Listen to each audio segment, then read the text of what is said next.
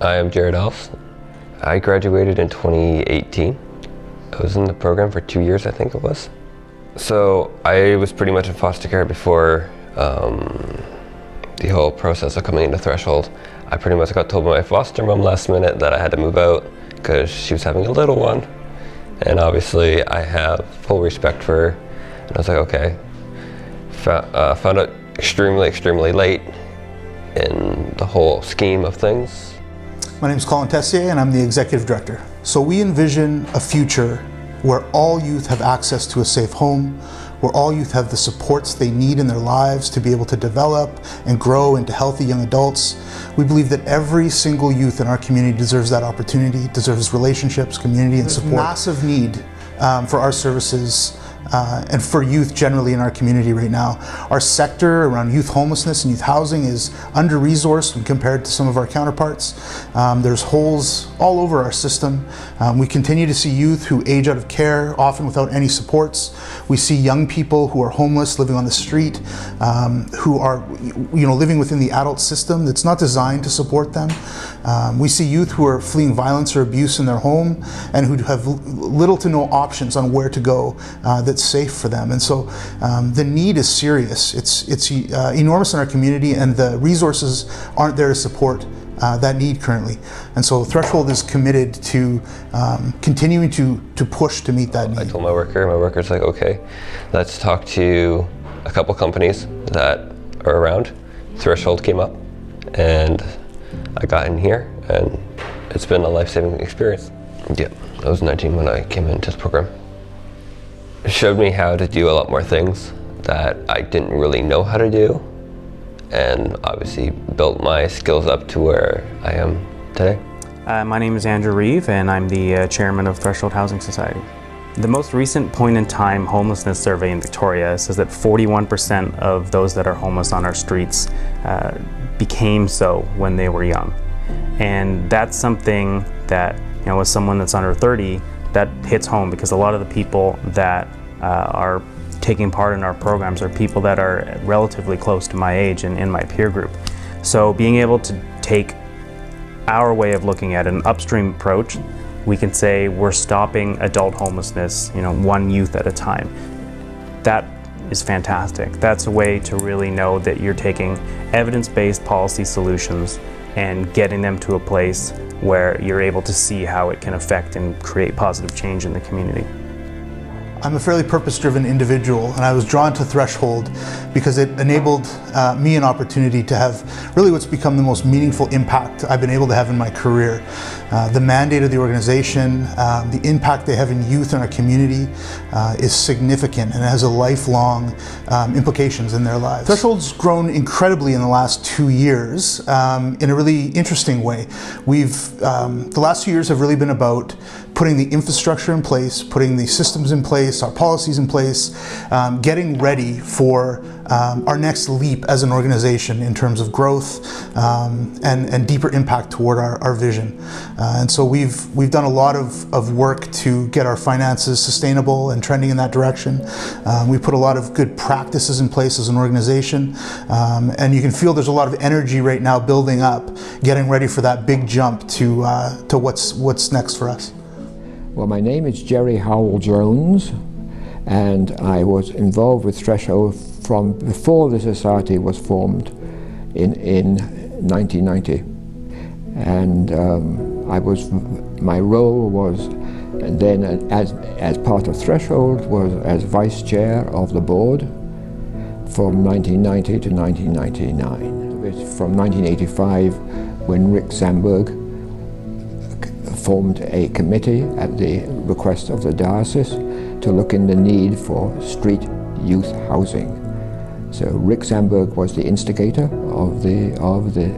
Rick was the Anglican chaplain, street chaplain, and was intimately involved with street youth at that time. Well, Threshold came to be because the diocese requested this committee be formed, and the committee worked very diligently with Rick to establish to confirm the need for it, to look at the type of housing that was required, to look at what participants should be, what requirements there were, and more importantly, find funding and a house.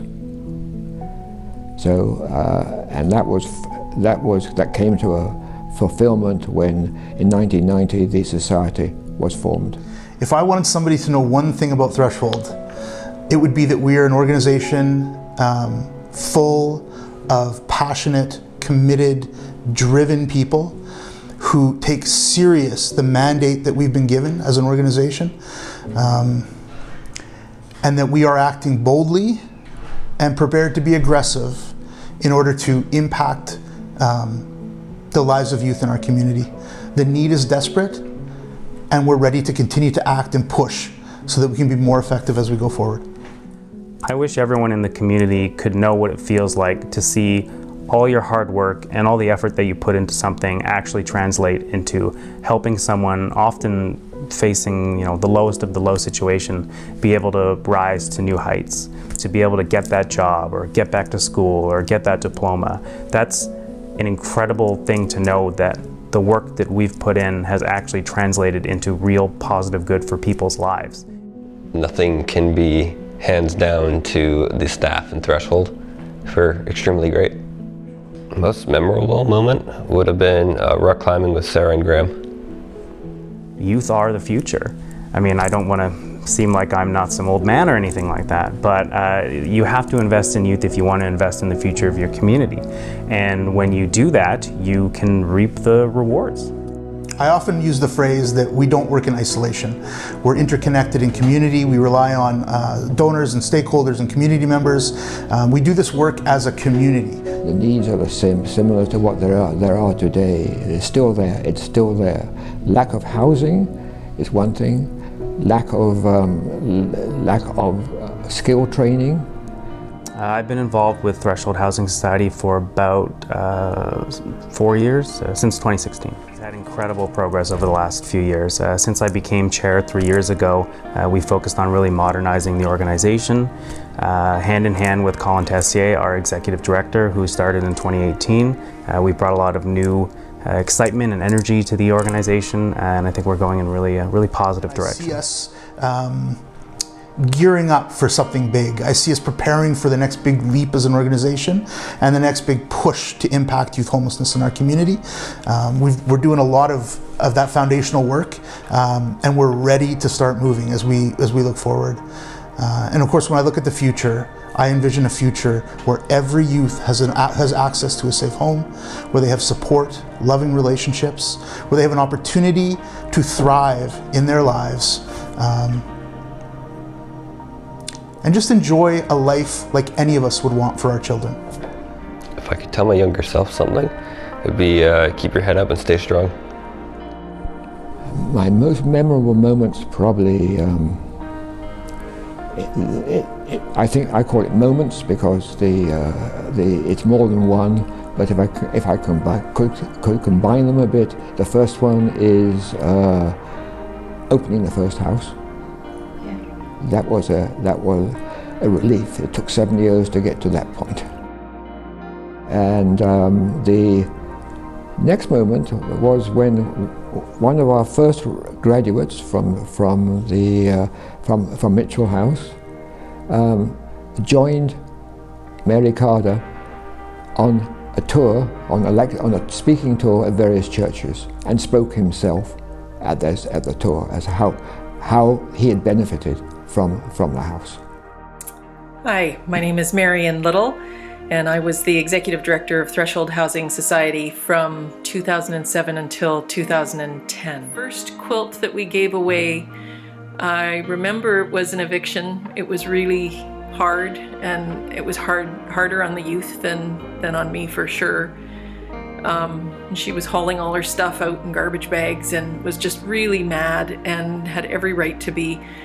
And there had been some violence, and we couldn't, it wasn't safe for her to stay in the house. It wasn't safe for the other folks. So, we let her know she would be welcome back, but that everybody had to be safe in the houses. And she was just mad and didn't have a lot of options, because there just weren't a lot of options. And as she was carrying things out, I just said, you know, come on back when you're done. We have a gift for you. And she just sort of snarled at me and said, what do you mean you have a gift for me? You know, and I said, we've got a gift for you. And if you want it, you know, I'd like to give it to you. And so she came back in and, you know, was kind of,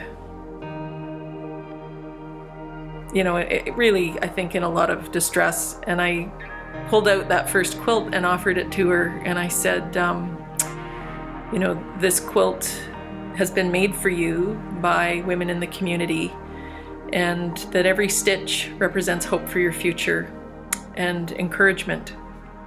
And when you are having a hard time, you can wrap yourself up in this quilt and remember that you're wrapping yourself up in hope and encouragement, and that there are people in the community who care about you even though they don't know you. And I hope that that's something you can just take with you wherever you go. And she just, I don't know, just the whole tone of the departure changed, and she was still angry. It didn't take away the fact that she was evicted, but she knew that she mattered, and she knew that she was welcome back. And she did actually come back later, a little while later, and was quite clear with the other residents in the house, new residents, about how things were in a Threshold house, and really wanted to maintain that culture of sanctuary and belonging, and became really upheld that. It was very powerful. I think every time a youth came through our doors was powerful for me, and every time they left. And I think about all of them.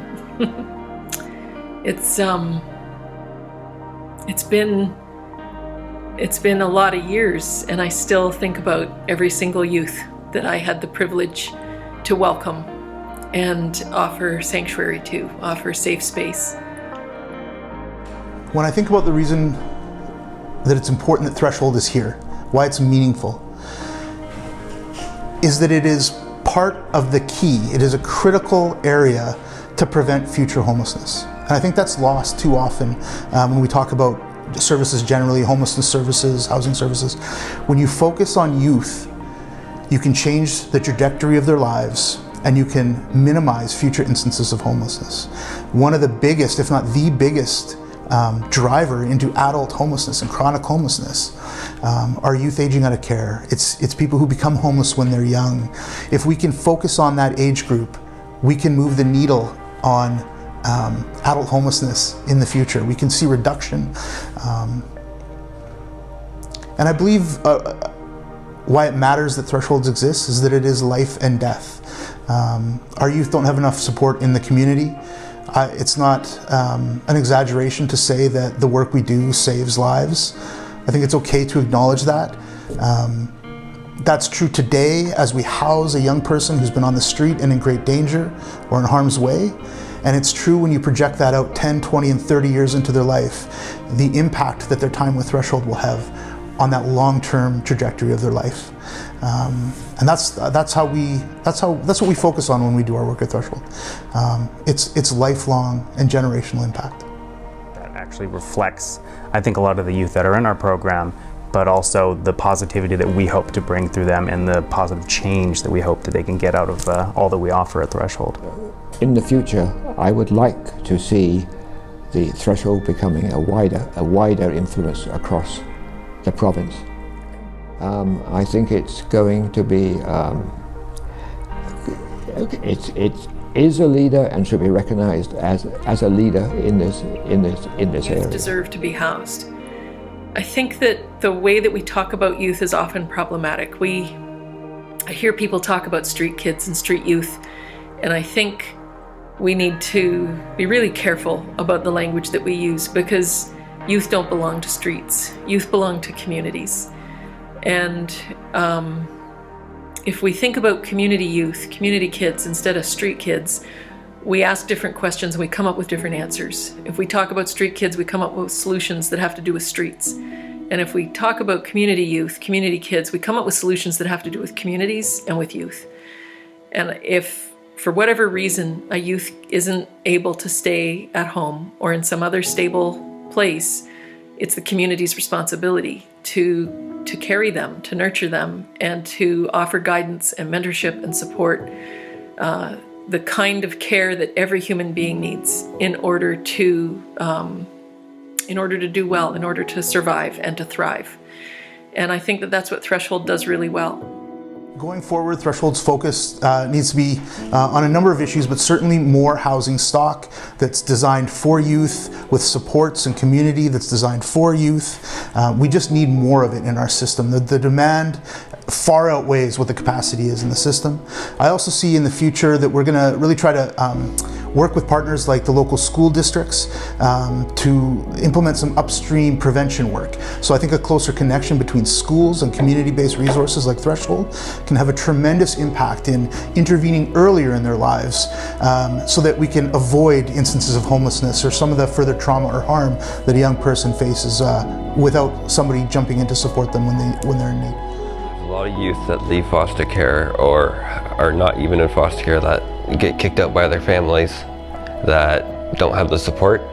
And obviously we don't want some youth on the streets doing drugs or anything like that. So it's a great thing that Threshold comes in and actually supports them to try to get them into a safe housing situation. When I first started there, I learned that the Threshold is the board that in old times, in many places all over the world where houses had dirt floors, the threshold was put across the foot of the doorway to keep the fresh threshing in the house, the fresh leftovers from when the grain was harvested, the stalk of the wheat or whatever grain was scattered on the floor to keep the house fresh and fragrant and healthy through the year.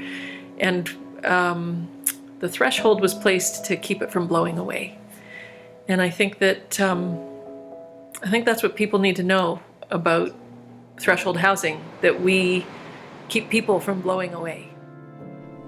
Our members are some of the most passionate and driven people, and you can tell that you really care. There's nobody that gets involved with our organization for any reason other than they are here to achieve positive change in the community.